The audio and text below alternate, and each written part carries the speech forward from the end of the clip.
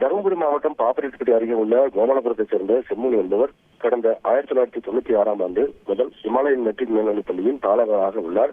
இவர் நேற்று பாப்பரெட்டிப்பட்டியில் உள்ள சாய்பாபா கோவிலில் பூசாரியாக பணியாற்றி வரும்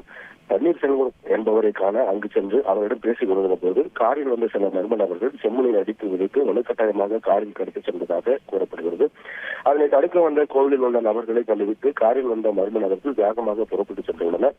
இதுகுறித்து பன்னீர்செல்வம் அளித்த புகாரின் பேரில் பாப்பரெட்டிப்பட்டி காவல்துறையினர் வழக்கு பதிவு செய்து புதுப்பட்டி சுங்கச்சாவடி அருகே காரில் வந்த மர்ம நபர்களை கைது செய்து செம்முனியை மீட்டு மேற்கொண்ட விசாரணையில் செம்முனியால் பள்ளியை மிக நெருக்கடி காரணமாக நடத்த முடியாததால் பள்ளியை நடத்த பேரறிப்பு அரசு நடுநிலைப் பள்ளியில் ஆங்கில ஆசிரியராக பணியாற்றி வரும் பாப்பரெட்டிப்பட்டியைச் சேர்ந்த இனியவன் என்பவருடன் ஏற்பட்ட பழக்கத்தின் அடிப்படையில் கடந்த 2023ஆம் ஆண்டு ஜூன் மாதம் முதல் இமாலயன் மெட்ரிக் பள்ளியை எடுத்து நடத்தி கொள்ள 20 லட்சம் ரூபாய் பேசி அதில் 15 லட்சம் ரூபாய் முன்தொகையாகவும் மாதம் மாதம் தனக்கு 10,000 செலுத்த வேண்டும் எனவும் பள்ளியில் வரும் லாபத்தில் 10% கொடுக்க வேண்டும் என பேசிக்கொண்டு இமாலயன் பள்ளியை இளைஞனின் தாயார் அமுதவள்ளி பெயரில் முன்தொகையாக 15 லட்சம் செம்முனி பெற்றுக் கொண்டு நடத்திக் கொண்டு விட்டுச் சென்றதாக கூறப்படுகிறது.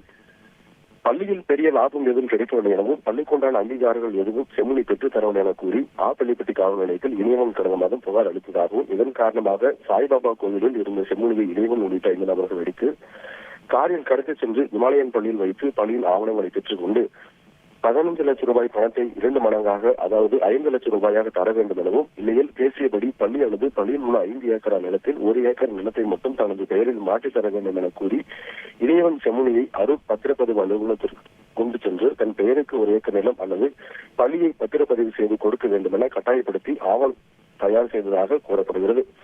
இந்நிலையில் இதுகுறித்து அறிந்த பாப்பரெட்டிப்பட்டி காவல்துறையினர் இனியவனிடம் பேசி அவரை பாப்பரெட்டிப்பட்டி வர சொல்ல புதுப்பட்டி சுங்கச்சாவடியை கார் நெருங்கியதும் காரில் வந்த இனியவன் உள்ளிட்ட 5 நபர்களை பிடித்து செம்முனியை மீட்டு பாப்பரெட்டிப்பட்டி காவல் நிலையத்தில் வைத்து செம்முனியையும் கடத்திச் சென்ற இனிவன் அதற்கு உடனடியாக இருந்த மருக்காலம்பட்டி பகுதியைச் சேர்ந்த தீர்த்தகிரி அம்பேத்குமார் மனோஜ்குமார் சுரேஷ் முகாரெட்டிப்பட்டியைச் சேர்ந்த விசேந்திரன் உள்ளிட்ட 5 நபர்களின் விசாரணை மேற்கொண்டு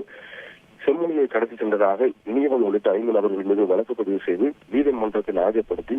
தருமபுரி சிறையில் அனுப்பினர். பட்டப்பகலில் தனியார் பள்ளியின் தாளாளர் செம்முனியை அரசு பள்ளி ஆசிரியர் இனியவன் உள்ளிட்ட 5 நபர்கள் கடத்தி சென்ற சம்பவம் அப்பகுதியில் பெரும் பரபரப்பை ஏற்படுத்தியுள்ளது.